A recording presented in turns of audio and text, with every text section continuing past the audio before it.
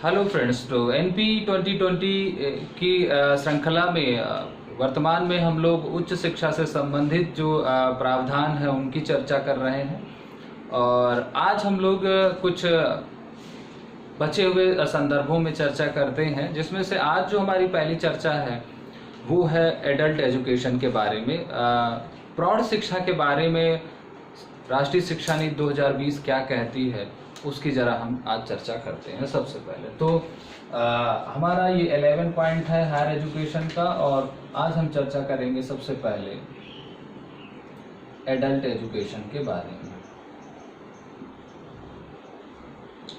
यानी प्रौढ़ शिक्षा के बारे में क्या प्रावधान है यहाँ पर।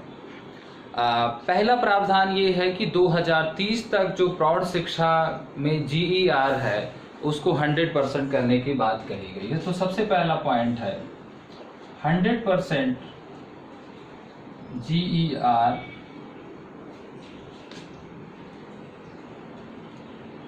बाय 2030, यानी 2020-30 तक एडल्ट एजुकेशन में 100% जो है वो सकल नामांकन अनुपात का लक्ष्य रखा गया है। दूसरी बात, इसकी चर्चा हम लोगों ने जो है वो NCF के बारे में बात की है। NCF एडल्ट एजुकेशन के बारे में बात की गई, यानी यहाँ पहली दफ़ा जो है वो national curriculum framework for adult education की बात आई है, यानी जो राष्ट्रीय पाठचर्या रूपरेखा है प्रौढ़ शिक्षा की उसको बनाने की बात कही गई है। तो जो हमारा नेशनल एडल्ट एजुकेशन मिशन है, नेशनल एडल्ट एजुकेशन बोर्ड है और जो NCERT है, तो यहाँ पर दो संस्थाएं मिल करके काम करेगी, NCERT and national adult education board. ये दोनों मिल करके NCFTE का निर्माण करेंगे। और ये पहली दफा होगा कि पाठचर्या का औपचारिक रूप से पाठचर्या का निर्माण किया जाएगा प्रौढ़ शिक्षा के लिए, और उसमें जो निर्माण करेगा वो NCERT और नेशनल एडल्ट एजुकेशन बोर्ड मिल करके करेंगे। अब ये जो NCF एडल्ट एजुकेशन होगा ये बेसिकली इसके 4 पिलर्स होंगे। यहाँ पर ध्यान रखें कि इसमें इस पाठचर्या में जो 4 मुख्य आधार है उनको रखा गया है। सबसे पहले यहाँ पर जो आधार होगा वो होगा fundamental literacy and numeracy. Fundamental literacy and numeracy, यानी जो बुनियादी साक्षरता एवं संख्या ज्ञान की बात होगी, सबसे पहली बात। फिर दूसरा, यहाँ पर जो दूसरा होगा वो होगा लाइफ स्किल। लाइफ स्किल्स का मतलब यहाँ पर जैसे अगर हम बात करेंगे यहाँ पर फिनांस की, हम बात करेंगे यहाँ पर डिजिटलाइजेशन की, हम बात करेंगे यहाँ पर मेडिकल की, हम बात करेंगे यहाँ पर फैमिली केयरिंग की।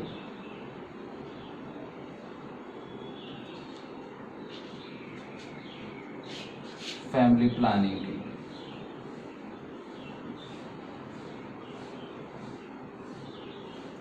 तीसरा जो यहाँ पर आधार होगा वो होगा वोकेशनल स्किल, यानी व्यवसायिक कौशल से संबंधित चीजें रखी जाएंगी, जिसमें ये जो होगा रिलेटेड टू लोकल एम्प्लॉयमेंट।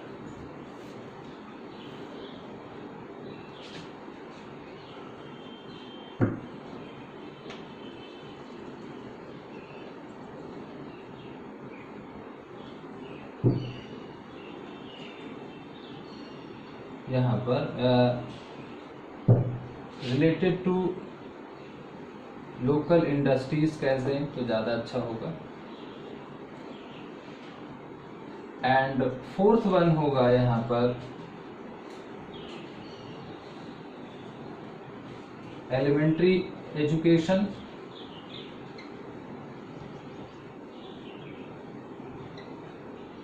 और एलिमेंट्री एजुकेशन में यानी primary secondary and higher secondary.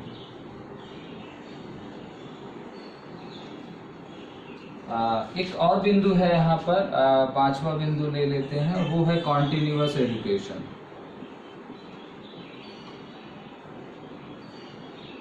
और कॉन्टिन्यूअस एजुकेशन यानी सतत शिक्षा का मतलब है यहाँ पर आर्ट,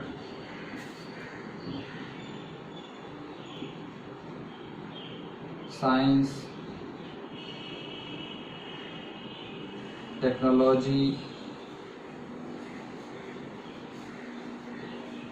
स्पोर्ट्स, इंटरटेनमेंट,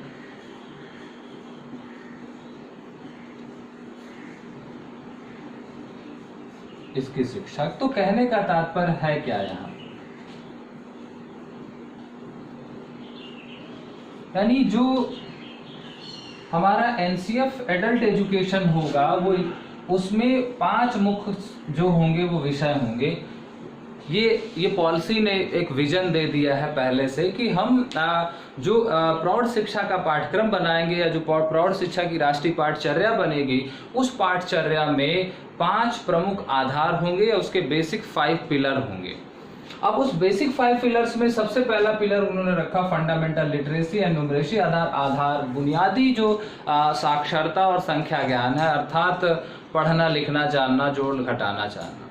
हम सबसे पहला जो है यहाँ पर बात करेंगे। एक चीज ध्यान रखें कि जब हम एडल्ट एजुकेशन की बात करेंगे तो इसका जो एज ग्रुप है वो है 15 to 35 ईयर की एजुकेशन। और एडल्ट एजुकेशन है क्या, एक नॉन फॉर्मल एजुकेशन है। इस बात को ध्यान में रखना है एग्जाम की दृष्टि से। तो एडल्ट एजुकेशन मतलब 15 से 25 वर्ष के व्यक्तियों की शिक्षा, और अर्थात एक तरह से अनौपचारिक शिक्षा, नॉन फॉर्मल एजुकेशन के बारे में बात होगी। तो हम सबसे पहले पाठ्यक्रम में जो बुनियादी साक्षरता और संख्या ज्ञान है इसका प्रावधान करेंगे। फिर उसमें जीवन कौशल के बारे में, यानी दूसरा जो उनका सब्जेक्ट होगा वो होगा लाइफ कौशल, यानी जीवन स्किल के बारे में, जीवन कौशल के बारे में। जीवन कौशल का संबंध यहाँ पर जैसे उनको वित्त से संबंधित जो है वो ज्ञान जो है वो नॉलेज देना, डिजिटल तरीके से, चूंकि आज भारत जो है एक डिजिटल कंट्री बन रहा, तो उनको जो वर्तमान तकनीकी है, मोबाइल का इस्तेमाल करना, ऑनलाइन पेमेंट करना, जो उनकी बेसिक दिनचर्या से जुड़ी हुई चीज़ें हैं तथा जो है तकनीक का आधारभूत ज्ञान हम उनको देंगे।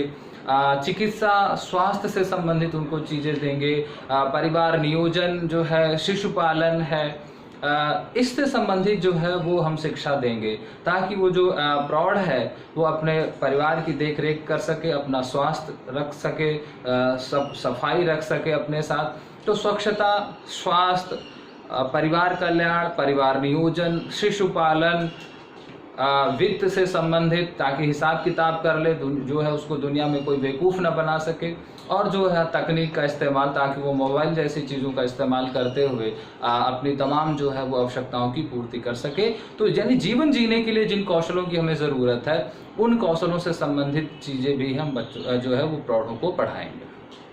फिर तीसरा जो है वो व्यावसायिक कौशल। तीसरा स्तंभ होगा व्यवसायिक कौशल। व्यवसायिक कौशल का मतलब है कि जो स्थानीय रोजगार के क्षेत्र होंगे, जो स्थानीय उद्योग धंधे होंगे, जो लोकल इंडस्ट्री होगी, उसके हिसाब से हम पाठ्यक्रम रखेंगे। यहाँ पर जो वोकेशनल जो है चीज़ें सिखाई जाएंगी प्रौढ़ों को, वो यूनिफॉर्म नहीं होगा। अब लोकल में अगर आपके पास लोकल में जिस चीज़ की इंडस्ट्रीज होगी, लोकल में जिस तरीके का मैन पावर डिमांड में रहेगा, उस तरह की हम प्रौढ़ों को उस क्षेत्र विशेष में शिक्षा देंगे। अगर कहीं पर जो है कपड़ा उद्योग है तो कपड़े उद्योग से संबंधित जो है उनको व्यावसायिक शिक्षा देंगे। कहीं पर अगर तमाम दूसरी इंडस्ट्री, प्लास्टिक उद्योग है तो प्लास्टिक इंडस्ट्री से, कहीं हथकरघा है तो वहाँ हथकरघा, कृषि से संबंधित आवश्यकता है तो कृषि से संबंधित। तो यहाँ पर वेरिएशन है, सीधा सीधा लिखा गया है कि जो हम वोकेशनल स्किल्स की बात करेंगे यहाँ पर, वो रिलेटेड टू लोकल इंडस्ट्रीज या डिमांड टू लोकल इंडस्ट्री, स्थानीय जो उद्योग धंधे हैं, स्थानीय जो रोजगार के क्षेत्र है, उसके हिसाब से हम उनका व्यावसायिक पाठ्यक्रम रखेंगे। पांचवा, उनको हम बुनियादी शिक्षा देंगे। बुनियादी शिक्षा का मतलब है कि यहाँ पर हम उनकी शिक्षा का सर्टिफिकेशन करेंगे। वो प्राथमिक शिक्षा हो सकती है, वो माध्यमिक शिक्षा हो सकती है, वो उच्च माध्यमिक शिक्षा हो सकती है। तो यहाँ पर हम उनको प्रॉपरली जो है स्कूल एजुकेशन भी देंगे और उनको सर्टिफिकेट्स देंगे, उनको बाकायदा जो है उनकी विद्या शिक्षा का सर्टिफिकेशन किया जाएगा। पांचवा और अंतिम जो है वो सतत शिक्षा का है। सतत शिक्षा का मतलब हम उनको जो एक बेसिक कला का ज्ञान है, विज्ञान का ज्ञान है, मनोरंजन से संबंधित है, खेल से संबंधित जो चीज़ें हैं उसकी शिक्षा देंगे। तो ये 5 उनके पाठ्यक्रम के मुख्य स्तंभ होंगे, जिससे हम प्रौढ़ों को एक समाज के मुख्य धारा में ला करके उनके सतत विकास की जो प्रक्रिया है उसको सुनिश्चित किया जा सकेगा। तो बहुत बड़ा एक प्रोविज़न है एडल्ट एजुकेशन के बारे में इस पॉलिसी में, और एडल्ट एजुकेशन में एनसीएफ बनाने का जो प्रोविज़न है उस एनसीएफ के 5 मेजर पिलर होंगे। ये बहुत इंपॉर्टेंट है एग्जाम के प्रोस्पेक्टिव से ध्यान रखना। कुछ और सजेशंस भी हैं, जैसे अब एडल्ट एजुकेशन में 100% जीईआर पाने के लिए हमें क्या चाहिए, हमें बुनियादी जो ढांचा है उसको विकसित करना चाहिए, यानी जो फंडामेंटल स्ट्रक्चर है, जो भौतिक स्थितियां हैं प्रौढ़ शिक्षा केंद्रों की, उनको बेहतर बनाना है। तो तीसरे बिंदु पर आप यहाँ पर लिख सकते हैं कि development of physical infrastructure of adult education centres, अर्थात प्रौढ़ शिक्षा केंद्रों का या प्रौढ़ शिक्षा से संबंधित जो संस्थान है उनमें बुनियादी ढांचागत विकास करना। चौथा बिंदु है कि बुनियादी शिक्षा में 100% जीईआर को पाने के लिए हमें बुनियादी शिक्षा का जो ये पाठचर्या हम बना रहे हैं, इस पाठचर्या को क्रियान्वित करने के लिए या इसको संचालित करने के लिए हमें अधिक मात्रा में शिक्षकों की, प्रशिक्षकों की और प्रेरकों की आवश्यकता होगी। तो यहाँ पर हमें टीचर रिक्रूटमेंट करना पड़ेगा एडल्ट एजुकेशन के लिए स्पेशली, तो ताकि ये जो हम करिकुलम, ये 5 पिलर्स का करिकुलम हम बना रहे हैं, इस 5 पिलर के करिकुलम को ग्राउंड लेवल पर एग्जीक्यूट करने के लिए हमें अधिक मात्रा में टीचर्स की, ट्रेनर्स की और प्रेरकों का रिक्वायरमेंट होगा। तो उनकी उपलब्धता को भी सुनिश्चित किया जाएगा, उनका भी जो है वो प्रॉपर रिक्रूटमेंट होगा, उनका भी प्रॉपर अरेंजमेंट होगा यहाँ पर। चौथी बात के बाद एक और बात समझ में आती है कि आप कितना भी जो है अच्छा पाठ्यक्रम बना लीजिए, आप कितने भी अच्छे शिक्षक रख लीजिए, आप कितने भी अच्छा जो है इंफ्रास्ट्रक्चर तैयार कर लीजिए, अगर कम्युनिटी मेंबर्स या जो समाज के सदस्य हैं, ये जो प्रौढ़ हैं, वो अगर प्रौढ़ शिक्षा केंद्रों में आएंगे ही नहीं या प्रौढ़ शिक्षा में शामिल ही नहीं होंगे, तो आपकी प्रौढ़ शिक्षा का जो ध्येय है वो कभी पूरा नहीं होगा। तो एक 5वां जो यहाँ पर रखा गया है वो रखा गया है कि तमाम तरीके के जागरूकता कार्यक्रम आयोजित किए जाएंगे और लोगों को, समाज के सदस्यों को, कम्युनिटी मेंबर्स को अधिक से अधिक एडल्ट एजुकेशन में पार्टिसिपेट करने के लिए इनकरेज किया जाएगा, मोटिवेट किया जाएगा। और अंत में कि हम इस पूरी की पूरी जो एडल्ट एजुकेशन का जो 100% जीईआर है, उस 100% जीईआर को प्राप्त करने के लिए हम आईसीटी का भरपूर इस्तेमाल करेंगे, तकनीक का जो है वो बहुतायत से इस्तेमाल किया जाएगा। तो मेन चीज ध्यान में रखनी है 100% जीईआर। अब उस 100% जीईआर को ही अचीव करने के लिए सारे प्रोविजन किए गए।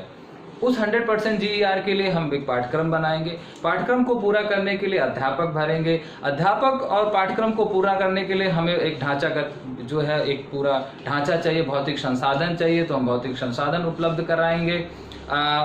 उसके लिए बच्चों के पढ़ने के लिए, वयस्कों को आकर्षित करने के लिए जागरूकता कार्यक्रम आयोजित किए जाएंगे और फिर उसको तकनीक से जोड़ करके उसको आधुनिक भी बनाया जाएगा। तो ये था हमारा प्रौढ़ शिक्षा से संबंधित जो प्रावधान था राष्ट्रीय शिक्षा नीति 2020 के अंतर्गत।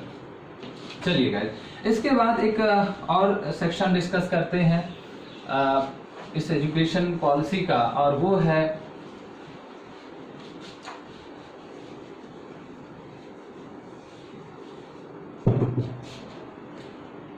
Vocational education.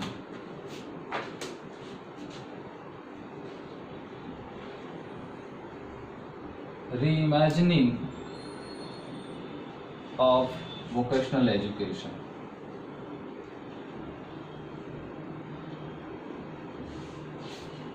इसको आप कह सकते हैं व्यावसायिक शिक्षा का आकल्पन कह सकते हैं। व्यावसायिक शिक्षा का आकल्पन, री इमेजिंग एक नया वर्ड इन्होंने इस्तेमाल किया है, तो उसको हम आकल्पन शब्द से सीखेंगे, यानी व्यावसायिक शिक्षा का आकल्पन या री इमेजिंग ऑफ वोकेशनल एजुकेशन। तो व्यावसायिक शिक्षा के बारे में ये काफ़ी कुछ बात करती है, उसमें हम बिंदुवार चर्चा करते हैं। सबसे पहले ये पॉलिसी जो है वो व्यावसायिक शिक्षा को कक्षा 6 से जो है वो जोड़ती है, यानी वोकेशनल इंटीग्रेशन फ्रॉम क्लास 6। पहली चीज जो निकल करके आती है वो इसमें है वोकेशनल इंटीग्रेशन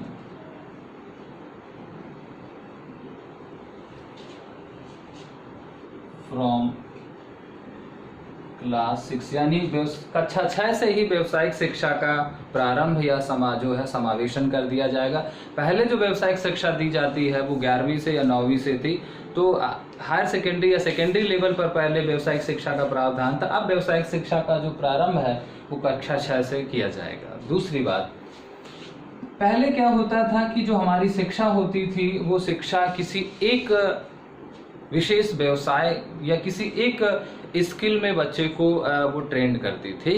ये पॉलिसी मानती है कि जो रोजगार के आज क्षेत्र हैं, अगर हमारी शिक्षा किस विद्यार्थी को किसी एक विशेष व्यवसाय में पारंगत करती है, निपुण बनाती है, या उसको किसी एक व्यवसाय विशेष का ज्ञान देती है, तो अगर भविष्य में किसी कारणवश, चूंकि जिस तरीके से दुनिया बदल रही है, तो जो रोजगार के आज क्षेत्र हैं या जो कार्य करने के आज अवसर उपलब्ध हैं, जो पद हैं, जो कार्य है, भविष्य में वो पद या वो कार्य बना रहेगा इसकी कोई गारंटी नहीं है। उदाहरण के तौर पर जैसे कि किसी एक समय जो रेडियो मेंटेनेंस का कार्य था वो एक रोजगार का क्षेत्र था, यानी बहुत सारे लोगों को उससे जो है वो अर्निंग होती थी। रेडियो मैकेनिक, टीवी मैकेनिक होते थे। लेकिन आज अगर हम रेडियो मैकेनिक का कोर्स चलाएं और उस रेडियो मैकेनिक का कोर्स जो विद्यार्थी करेगा, क्या उसको एम्प्लॉयमेंट मिलेगा? बिल्कुल भी नहीं मिलेगा। तो इसी तरीके से जैसे अगर आज हम देखें तो आज हमें कंप्यूटर और लैपटॉप के मैकेनिक अवेलेबल हैं, फ्रिज के जो है मैकेनिक अवेलेबल है, मोबाइल के मैकेनिक अवेलेबल है। लेकिन आज से 10 साल बाद, जिस तरीके से आज से 10 साल पहले रेडियो के मैकेनिक को जो था वो जॉब उपलब्ध था, लेकिन आज उसके लिए नहीं है। आज से 10 साल बाद हो सकता है दुनिया में ऐसा हो कि जो आज टीवी का मैकेनिक है या मोबाइल का मैकेनिक है, ये पूरी की पूरी जॉब ही जो है वो विलुप्त हो जाए, या पूरा का पूरा ये सिनेरियो ही चेंज हो जाए। तो ये जो रोजगार के क्षेत्र है ये समाप्त हो जाए और कुछ नए हों। तो अगर उस सपोज दैट हमने अपनी पूरी की पूरी जनरेशन को, हमने पूरे समाज को किसी एक विशेष एक व्यवसाय में ही पारंगत या निपुण बनाया और दुर्भाग्य से वो व्यवसाय आगे चल करके समाप्त हो जाता है, तो कहीं ना कहीं वो जो हमारा प्रशिक्षित समूह है वो बेरोजगारी का शिकार होगा। इस बात पर ये शिक्षा नीति बहुत चिंता व्यक्त करती है और उस बात को रेखांकित करते हुए कहती है कि इसलिए चूंकि दुनिया इतनी तेजी से बदल रही है और रोजगार के जो क्षेत्र है वो नित्य नए बदल रहे हैं, इसलिए हमें पहली चीज तो ये मान करके नहीं चलना चाहिए कि कोई भी रोजगार जो है वो चिरकालिक होगा या हमेशा होगा। रोजगार जो है वो समय के साथ साथ बदलते रहते हैं। कुछ नए रोजगार के क्षेत्र उत्पन्न होते हैं और कुछ वर्तमान के रोजगार क्षेत्र विलुप्त होते हैं, समाप्त होते हैं। दूसरी बात कि अगर किसी एक विशेष क्षेत्र में हमने विद्यार्थी को जो है वो प्रशिक्षित किया और वो क्षेत्र विशेष में किसी तरीके की एक तरीके से जो है एक समस्या आई या वो क्षेत्र बंद हो गया, तो उस व्यक्ति वो आगे चल कर के व्यक्ति वो बेरोजगार का शिकार हो जाएगा। या हो सकता है कि उस विशेष व्यवसाय क्षेत्र में अब उतना जो है वो स्कोप ना रह जाए, तो फिर उसके लिए आगे समस्या होगी। तो ये पॉलिसी क्या कहती है? ये कहती है कि हम प्रत्येक विद्यार्थी को अब कम से कम 3 से 4 जो है वो रोजगार क्षेत्रों में प्रशिक्षित करेंगे, निपुण करेंगे पूरी शिक्षा प्रक्रिया के दौरान।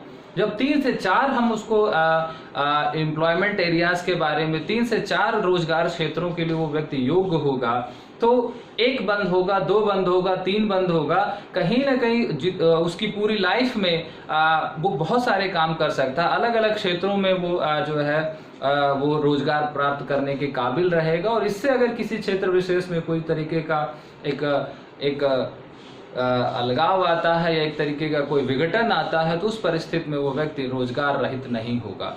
तो ये पॉलिसी क्या कहती है? पॉलिसी कहती है trend minimum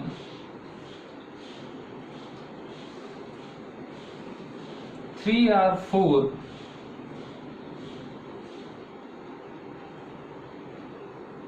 employment areas of every students। अर्थात ये कहती है कि हम प्रत्येक विद्यार्थी को कम से कम 3 से 4 जो है वो रोजगार क्षेत्रों में क्या करेंगे? प्रशिक्षित करेंगे पूरी शिक्षा प्रक्रिया के दौरान। और इसीलिए मल्टीडिसिप्लिनरी जो एजुकेशन की बात हो रही है इसीलिए रखी गई, ताकि वो जब जिस संस्थान में पढ़ेगा उस संस्थान में कई सारे जो है वो विषयों की जो है वो शिक्षा संचालित होगी, तो वो धीरे धीरे कई सारे विषयों में पारंगत हो भी जाएगा और वो कई सारे जो है वो रोजगार क्षेत्रों के लिए एक योग्य और कुशल व्यक्ति बन के निकलेगा शिक्षा से। तीसरी बात है यहाँ पर कि minimum 50% student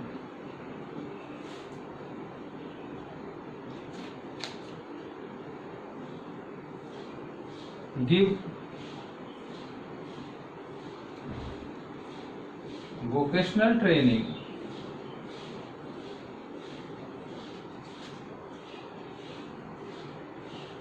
through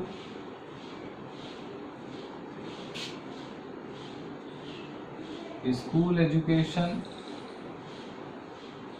and higher education by 2025। अर्थात 2025 तक कम से कम 25% विद्यार्थियों को हम व्यावसायिक प्रशिक्षण देंगे विद्यालय शिक्षा और उच्च शिक्षा के माध्यम से। तो इस पॉलिसी का लक्ष्य है कि 2025 तक हम भारत के लगभग कम से कम 50% विद्यार्थियों को जो है वो व्यावसायिक प्रशिक्षण देंगे। वो व्यावसायिक प्रशिक्षण चाहे विद्यालय शिक्षा के माध्यम से दिया जाए, चूंकि क्लास 6 से व्यावसायिक शिक्षा का प्रारंभ हो जाएगा, और फिर चाहे उच्च शिक्षा के माध्यम से होगा। तो ये पॉलिसी लक्ष्य बनाती है कि हम 2025 तक भारत के कम से कम 25% विद्यार्थियों को विद्यालय शिक्षा और उच्च शिक्षा के माध्यम से व्यावसायिक शिक्षा का प्रशिक्षण सुनिश्चित करेंगे या व्यावसायिक शिक्षा से संबंधित जो है प्रशिक्षण उनको उपलब्ध कराएंगे। इसके अलावा भी बहुत सारी बातें हैं, जैसे एक बात यहाँ पर है कि जितनी भी व्यावसायिक शिक्षा से संबंधित संस्थाएं हैं, यानी ये पॉलिसी कहती है कि जितनी भी चाहे वो एग्रीकल्चर यूनिवर्सिटी हो, चाहे वो मेडिकल यूनिवर्सिटी हो, चाहे वो लॉ यूनिवर्सिटी हो, चाहे वो टेक्निकल यूनिवर्सिटी हो, ये जितनी भी एलोन सब्जेक्ट यूनिवर्सिटी हैं, इन सभी यूनिवर्सिटीज़ को हम मल्टी डिसिप्लिनरी इंस्टीट्यूट्स में बदलेंगे, ताकि जो है एक से अधिक रोजगार जो वहाँ पढ़ने वाले, चूंकि अगर कोई विद्यार्थी एग्रीकल्चर यूनिवर्सिटी में पढ़ रहा तो वो किसी केवल कृषि शिक्षा से, कृषि के क्षेत्र के रोजगार से ही प्रशिक्षित होगा। लेकिन अगर वहाँ पर कृषि के साथ साथ दूसरे विश्वविद्यालय यानी वहाँ टेक्निकल यूनिवर्सिटी के कोर्स भी चलने लगेंगे, तो हो सकता है कि वो कृषि के साथ साथ तकनीकी शिक्षा भी ग्रहण कर ले, तो वो तकनीक कृषि शिक्षा के लिए भी योग्य होगा और तकनीकी शिक्षा के लिए भी योग्य बन जाएगा। तो ये पॉलिसी कहती है कि हम व्यावसायिक शिक्षा के उन्नयन के लिए जितनी भी व्यावसायिक शिक्षा से संबंधित जो एकल संस्थान है, उन सभी संस्थानों को हम बहुविषयक या बहुअनुशासनिक जो है शैक्षिक संस्थान के रूप में तैयार करेंगे, विकसित करेंगे। अर्थात जो एग्रीकल्चर यूनिवर्सिटी है, मेडिकल यूनिवर्सिटी है, लॉ यूनिवर्सिटी है या फिर टेक्निकल यूनिवर्सिटी है, इनको मल्टी डिसिप्लिनरी एजुकेशनल इंस्टीट्यूट्स में जो है वो ट्रांसफॉर्म किया जाएगा, बदला जाएगा।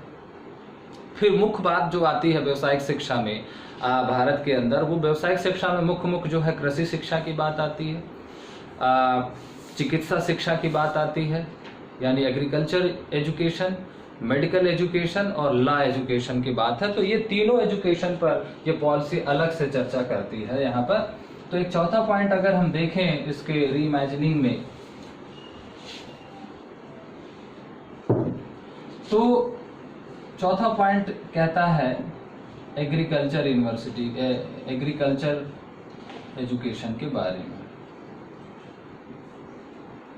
एग्रीकल्चर एजुकेशन के बारे में पॉलिसी कहती है कि जो कृषि शिक्षा एवं उससे संबंधित जो विषय हैं उन सभी विषयों को जो है वो पुनर्संरक्षित और पुनर्जीवित किया जाएगा। अर्थात subject related to agriculture education and agriculture education, उनको हम क्या करेंगे, रिफॉर्म करेंगे, उनका एम्पावरमेंट करेंगे। तो पहली चीज है यहाँ पर कृषि शिक्षा का हम क्या करेंगे, हम यहाँ पर उसका रेनोवेशन करेंगे।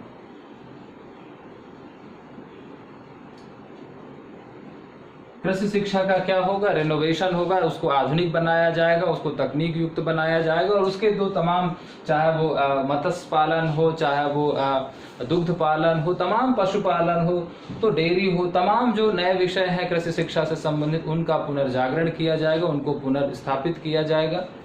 दूसरी बात, लॉ एजुकेशन के बारे में ये पॉलिसी क्या कहती है।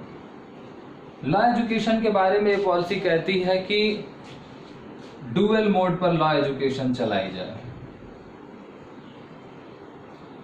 यानी द्विभाषिक हो या डुअल जो है बायलिंग्विस्टिक कह लीजिए।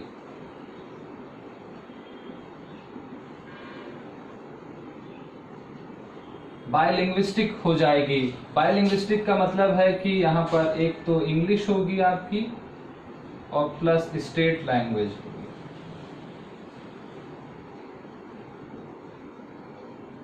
चूंकि भारत में जो कानून की शिक्षा है वो शिक्षा बेसिकली अंग्रेजी माध्यम से चल रही है। ये पॉलिसी कहती है कि जो चूंकि कानून की शिक्षा को हमें द्विभाषिक स्तर पर संचालित करना चाहिए, और एक तो अंग्रेजी भाषा में हमको लॉ एजुकेशन प्रोवाइड करना, और दूसरा राज्य की संबंधित जो रीजनल भाषा होगी या राज्य की जो क्षेत्रीय भाषा होगी उसमें हमें कानून की शिक्षा देनी चाहिए, ताकि जो कानून के बारे में समझ है लोगों की वो उनकी अपनी मातृभाषा में या उनकी अपनी स्थानीय भाषा में हो सके, ताकि वो उस अपने कानून को जान सके और उस कानून के जो है से परिचित होकर के उसका लाभ ले सके। क्योंकि अगर पढ़ने के बाद भाषा संबंधी कठिनाई है तो हम उस कानून की जो बारीकियां हैं उस बारीकियों को समझ नहीं पाएंगे। और दूसरा, इसको लॉ एजुकेशन के बारे में एक और है इसको एक ग्लोबल कॉम्पिटिटिव लेवल पर लेकर के जाना,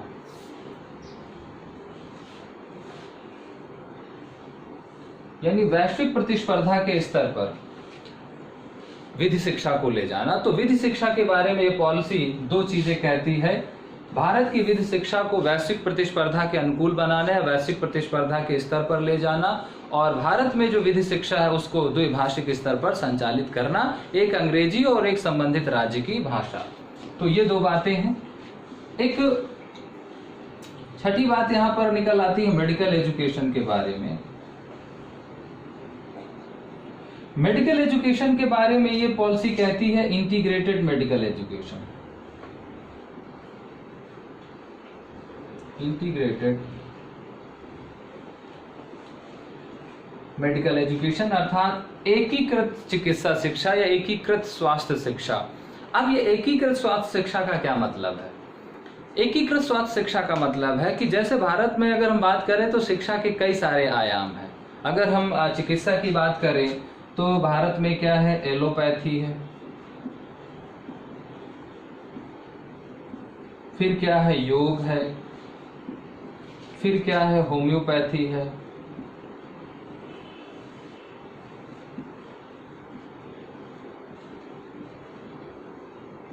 फिर क्या है, यूनानी है, फिर क्या है, प्राकृतिक चिकित्सा है, ठीक है, जिसे आप आयुर्वेद कह सकते हैं।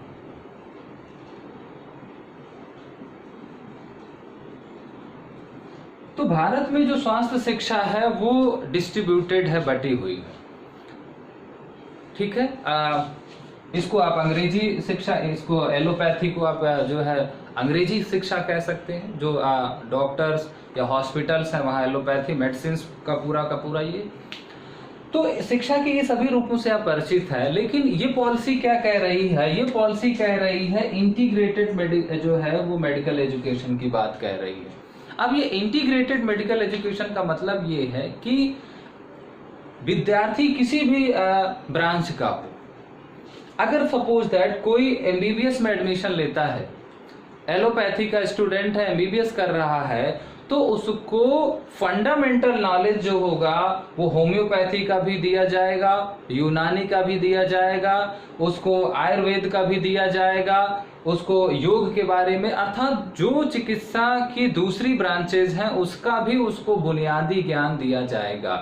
ठीक इसी प्रकार अगर कोई विद्यार्थी होम्योपैथी बीएमएस कर रहा है, होम्योपैथी की का जो है वो शिक्षा ले रहा, आयुर्वेद से कोई डॉक्टरी कर रहा है, तो उसको उसके स्ट्रीम का, उसके जो क्षेत्र का, उसका तो ज्ञान मिलेगा ही क्योंकि वो उसका स्टूडेंट है। लेकिन उसके दूसरे जो चिकित्सा के क्षेत्र हैं, जो दूसरी चिकित्सा शिक्षा की ब्रांचेज हैं, यानी उसको बेसिक नॉलेज एलोपैथी का भी दिया जाएगा, उसको बेसिक नॉलेज जो है होम्योपैथी का भी दिया जाएगा। यही है इंटीग्रेटेड मेडिकल एजुकेशन का कॉन्सेप्ट। तो ये पूरी की पूरी जो पॉलिसी मेडिकल एजुकेशन के बारे में बात कर रही है, वो कह रही है कि हम एक इंटीग्रेटेड मेडिकल एजुकेशन जो है सिस्टम डेवलप करेंगे।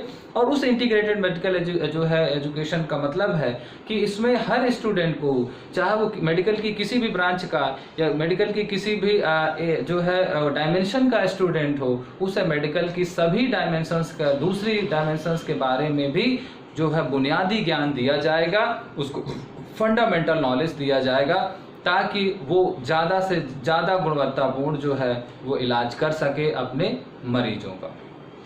तो ये था हमारा री इमेजिनिंग ऑफ वोकेशनल एजुकेशन, जिसमें मुख्य रूप से आपको एग्जाम की दृष्टि से क्या ध्यान रखना है, विधि शिक्षा का जो बायोलिंग्विस्टिक मोड है वो आपको ध्यान में रखना है, मेडिकल एजुकेशन का इंटीग्रेटेड सिस्टम आपको ध्यान में रखना है, एग्रीकल्चर एजुकेशन का रिनोवेशन आपको ध्यान में रखना है, क्लास 6 से वोकेशनल एजुकेशन का जो स्टार्टिंग है वो ध्यान में रखना है, प्रत्येक स्टूडेंट को 3 से 4 जो है वो वोकेशनल स्किल्स में ट्रेन किया जाएगा, आपको ये ध्यान में रखना है। 2025 तक कम से कम 50% विद्यार्थियों को व्यावसायिक प्रशिक्षण रखने का लक्ष्य रखा गया है, आपको ये ध्यान में रखना है। तो ये कुछ महत्वपूर्ण बातें हैं जो आपको ध्यान में रखनी है व्यावसायिक शिक्षा के आकल्पन से संबंधित। एक चौथा एक नेक्स्ट पॉइंट डिस्कस कर लेते हैं यहाँ पर, और वो है prevention of commercialisation of education. Prevention of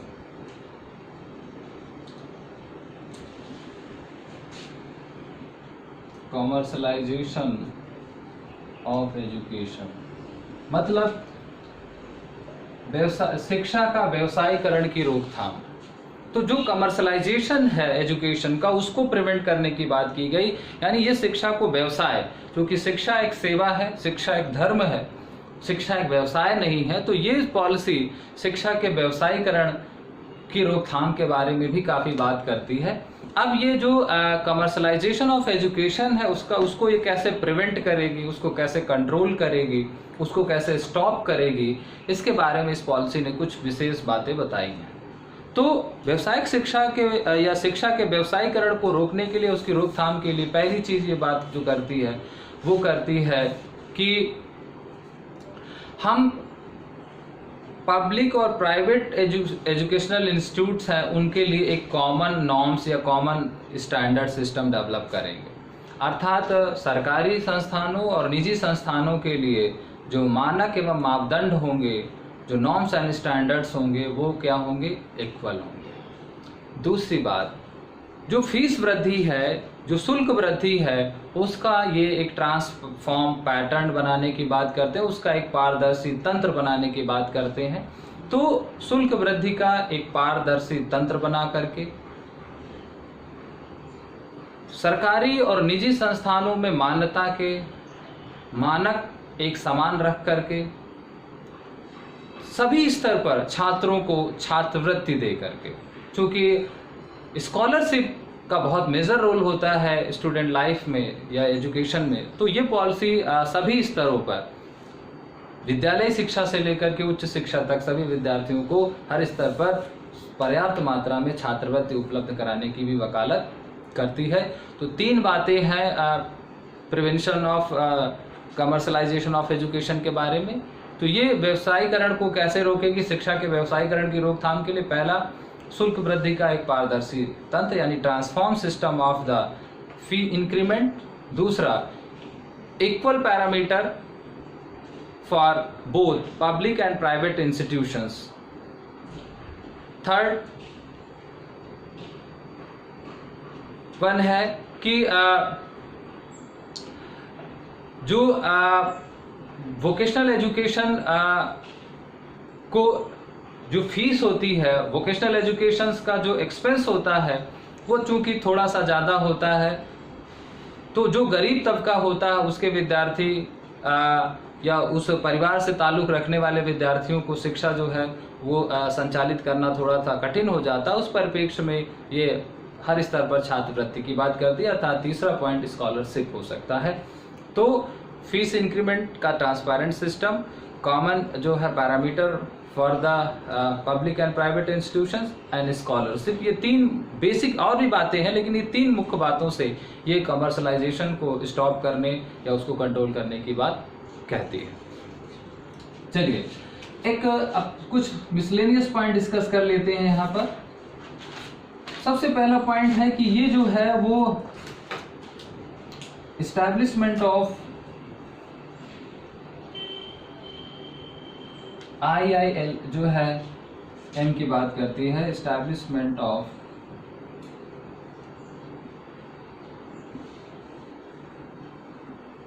IILS यानी इंडियन इंस्टीट्यूट ऑफ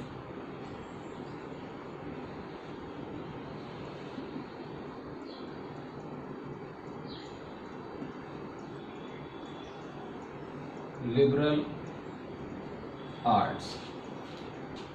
तो लिबरल आर्ट एजुकेशन की बात करती है ये, और उसके लिए ये क्या करती है, उसके लिए पॉलिसी कहती है कि हम स्थापना करेंगे Indian institute of liberal arts. अर्थात जैसे IIT है, जैसे IIM है, वैसे ही लिबरल जो है आर्ट एजुकेशन के लिए ये संस्थान ओपन किए जाएंगे। और ये कैसे होंगे, establishment of IILS on role model of as a role model of IITs and IIM। तो इंडियन इंस्टीट्यूट्स ऑफ टेक्नोलॉजी या इंडियन इंस्टीट्यूट्स ऑफ मैनेजमेंट की तरह ही Indian institutes of liberal arts open किए जाएंगे। और ये भारत में जो नेशनल हेरिटेज है, जो भारत में एक जो लिटरेचर है, जो हमारा ट्रेडिशनल लिटरेचर है, कल्चर है, उसको संरक्षित रखने के लिए, उसको सुरक्षित रखने के लिए ये संस्थान खोले जाएंगे। तो भारत में क्या है, जो भारत की एक सांस्कृतिक विरासत है, जो एक कल्चरल हेरिटेज है, जो भारत में तमाम लोक जो है कथाएं हैं, जो लोक कलाएं हैं, तो भारत की जितनी भी प्राचीन लोक कला है, जो वोकल कल्चर है, जो ट्रेडिशनल कल्चर है, लिटरेचर है, उसको संरक्षित रखने के लिए, उसको जीवित रखने के लिए, क्योंकि हम देख रहे हैं अपने आसपास की जो हम लोग बचपन में तमाम खेल खेलते थे, तमाम जो त्यौहार होते थे, तमाम जो परंपराएं और रीति रिवाज होते थे, वो धीरे धीरे विलुप्त होते जा रहे हैं समाज में, जबकि उनका बहुत बड़ा वैज्ञानिक निहितार्थ था उस कालखंड में और आज भी है, लेकिन नई पीढ़ी उनको संरक्षित नहीं रख पा रही है। तो ये पॉलिसी जितनी भी हमारी प्राचीन लोक मान्यताएं हैं, लोक परंपराएं हैं, रीति रिवाज हैं, साहित्य है, लोक गीत हैं, लोक नृत्य हैं, तो जितना भी हमारा जो एक कल्चरल हेरिटेज है, उस कल्चरल हेरिटेज को अक्षुण्ण रखने के लिए, उसको सुरक्षित रखने के लिए ये राष्ट्रीय महत्व के संस्थान होंगे। और पूरी तरह से जो है यहाँ पर IIT और IIM जैसे जो है वो केंद्र सरकार से पोषित होंगे। और ये भारत में की जो लोकल हेरिटेज है, जो कल्चरल हेरिटेज है, उसको प्रिवेंट करने का, उसको बचाने का, उसको प्रोटेक्ट करने का काम करेंगे ये संस्थान। तो आपको यहाँ पर इनका फुल फॉर्म ध्यान में रखना और ये कि क्या काम करेंगे आपको ये ध्यान में रखना है। 5वीं बात यहाँ पर national institutes of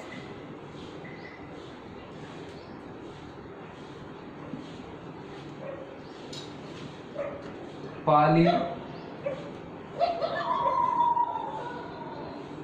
Prakrit and Persian,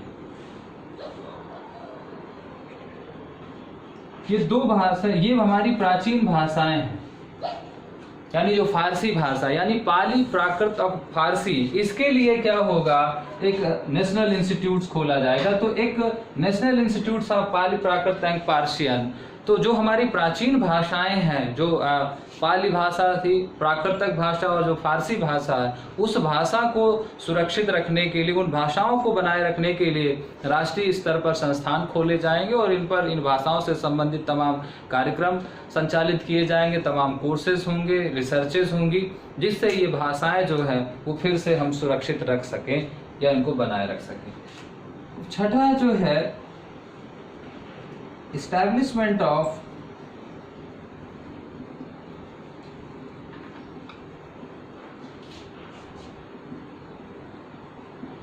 NETF, यानी यहां पर है national educational technology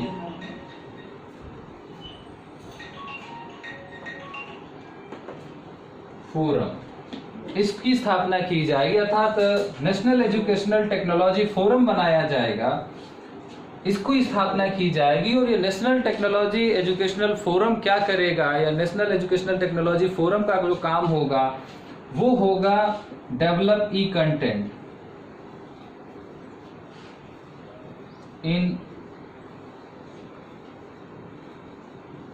regional languages.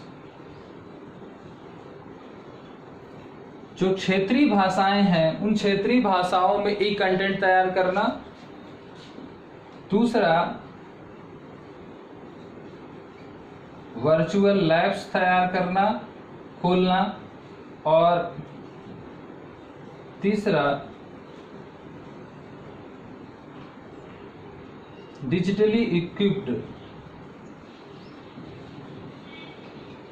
Schools को खोलना, अर्थात ये शिक्षा का जो तकनीकीकरण है या जो उसका आधुनिकीकरण है, उस आधुनिकीकरण के बारे में ये तीन बातें हैं कि हम ये जो नेशनल एजुकेशनल टेक्नोलॉजी फोरम काम क्या करेगा, वो काम करेगा ई कंटेंट, क्षेत्रीय भाषाओं में ई कंटेंट तैयार करेगा, ताकि जो ज्ञान है वो विद्यार्थियों को उनकी मातृभाषा में या उनकी स्थानीय भाषा में उपलब्ध हो सके। आभासी लैब्स खोले जाएंगे ताकि बच्चे जो है प्रैक्टिकल कर सके वहाँ पर। और डिजिटली इक्विप्ड स्कूल्स, अर्थात पूरी तरह से जो डिजिटल स्कूल्स है, वाईफाई स्कूल है, इस स्कूल का जो कॉन्सेप्ट है उसकी जो है एक संरचित रूपरेखा बन सके यहाँ पर। तो यहाँ पर आपको एग्जाम की दृष्टि से इसका फुल फॉर्म आपको ध्यान में रखना है, इसका काम क्या होगा ये ध्यान में रखना है। National institutes of Pali and Prakrit को आपको ध्यान में रखना है। इसी क्रम में एक जो भाषा से संबंधित, चूंकि यहाँ पर ये जो यहाँ पर बात चल रही है, ये भी यहाँ पर भाषा से संबंधित है, ये भी कहीं ना कहीं भाषा से संबंधित, और यहाँ पर भी क्या है, भाषा से संबंधित ही है। एक और भी बात यहाँ पर भाषा से संबंधित निकल करके आती है, और वो है national institute of translation and interpretation. ये इसकी भी स्थापना की जाएगी यहाँ पर, हालांकि उसकी चर्चा हम लोग पीछे की वीडियो में कर चुके हैं। तो एक नेक्स्ट पॉइंट देख सकते हैं यहाँ पर, Indian institute of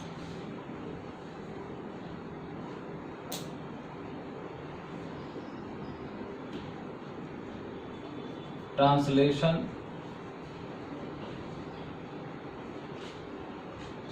and interpretation.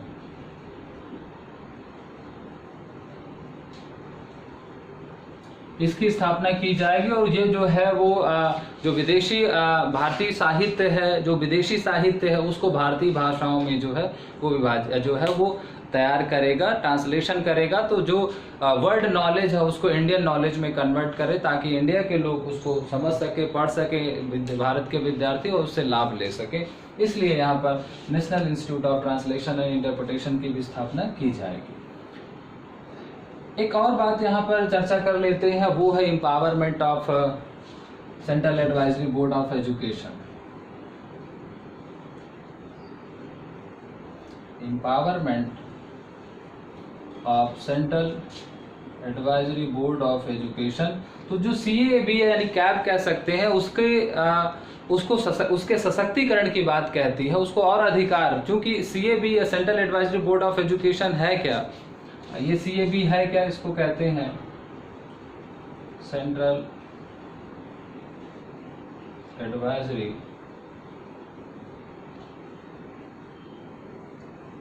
Board of education. ये भारत में केंद्र सरकार और राज्य सरकार को शिक्षा संबंधी सलाह देने की एक केंद्रीय जो है वो संस्था है। बहुत प्राचीन संस्था है, बहुत पुराने समय से, आज़ादी के समय के पहले से ये संस्था काम कर रही है। तो इसको और अधिक शक्तिशाली बनाने की बात यहाँ पर की जा रही है। दूसरा यहाँ पर MHRD रीनेम्ड एज MOE अर्थात मिनिस्ट्री ऑफ एजुकेशन।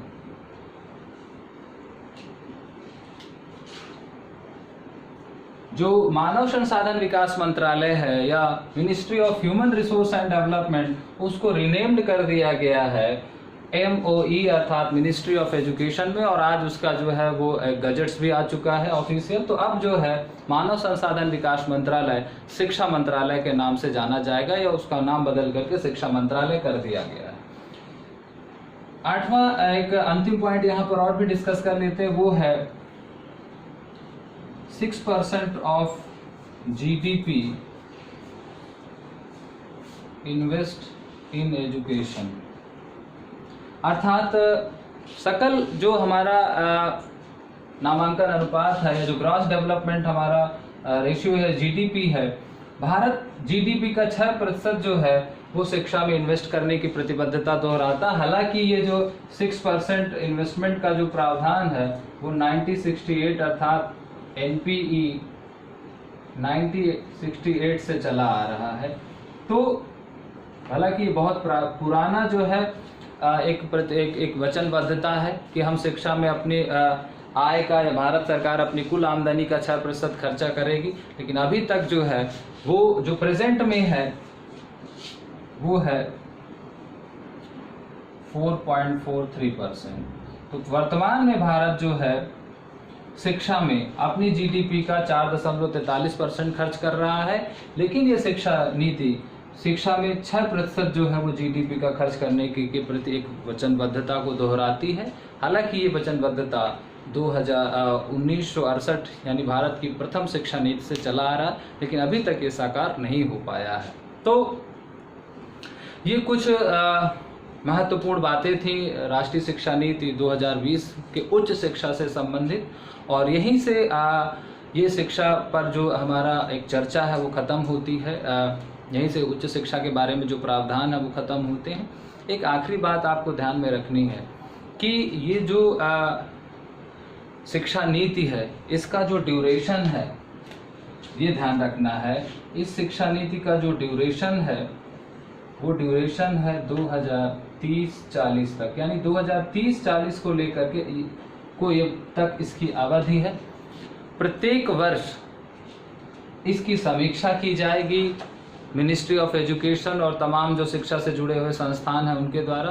तो सरकार प्रतिवर्ष इस शिक्षा की समीक्षा करेगी, और इस नीति का जो कार्यकाल है वो है 2030-40 तक, अर्थात 2040 तक जो है इस शिक्षा में जितनी भी बातें हैं वो सारे लक्ष्य प्राप्त कर लिए जाएंगे सफलतापूर्वक। ऐसा ये शिक्षा नीति का मानना है, इस डॉक्यूमेंट का मानना है। लेकिन वो अपनी प्रगति को हर साल उसका आकलन करते हुए आगे बढ़ेगी, और 2040 में एक फाइनल समीक्षा करने के बाद फिर एक नई शिक्षा नीति 2040 में बनाने की बात कहती है। तो 2040 में पुनः शिक्षा नीति बनाई जाएगी, ऐसा संकल्प लेते हुए ये शिक्षा नीति अपनी बात को समाप्त करती है।